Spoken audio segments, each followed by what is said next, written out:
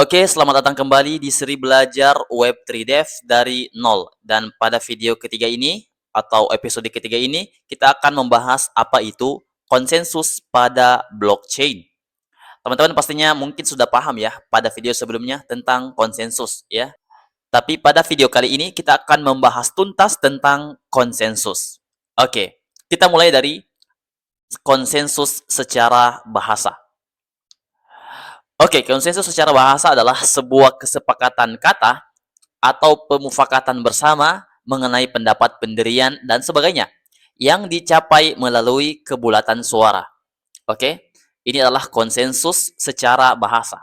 Kalau teman-teman masih bingung, pahami saja bahwa konsensus itu adalah kesepakatan bersama.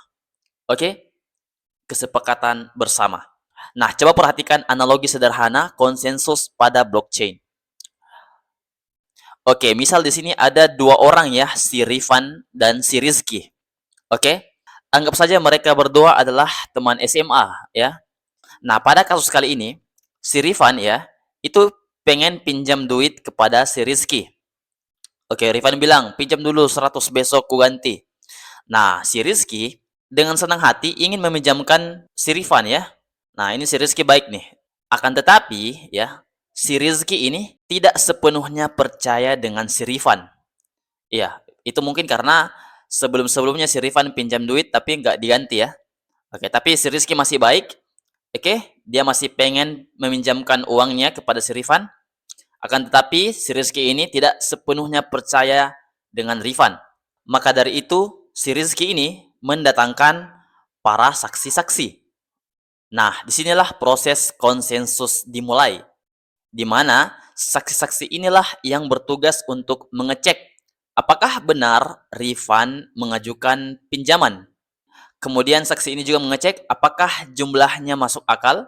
Dan terakhir, apakah Rizky memang pengen meminjamkan uang kepada si Rifan. Nah, setelah semua sepakat bahwa informasi ini valid dan tidak ada yang aneh, maka transaksi pinjam-meminjam ini dianggap sah. Nah, dari situlah konsensus tercapai dalam transaksi ini. Setelah konsensus tercapai, semua orang ya, baik si Rifan, si Rizky, dan para saksi-saksi ini itu mencatat transaksi pinjam-meminjam ini di buku catatan pribadi mereka sendiri. Si Rifan catat sendiri pinjamannya, si Rizky catat sendiri berapa yang dipinjam si Rifan.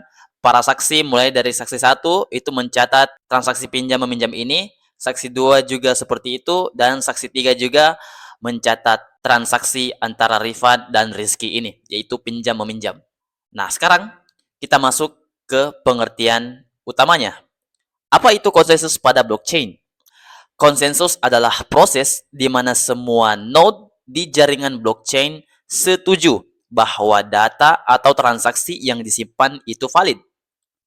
Oke, ini sangat penting ya pada jaringan blockchain karena tanpa konsensus tidak ada yang tahu mana yang benar.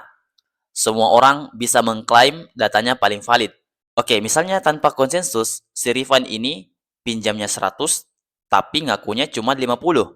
Begitu pula sebaliknya ya, si Rizky meminjamkan 100 ke Rifan, tetapi Rizky bilang pinjaman Rifan itu 1 juta.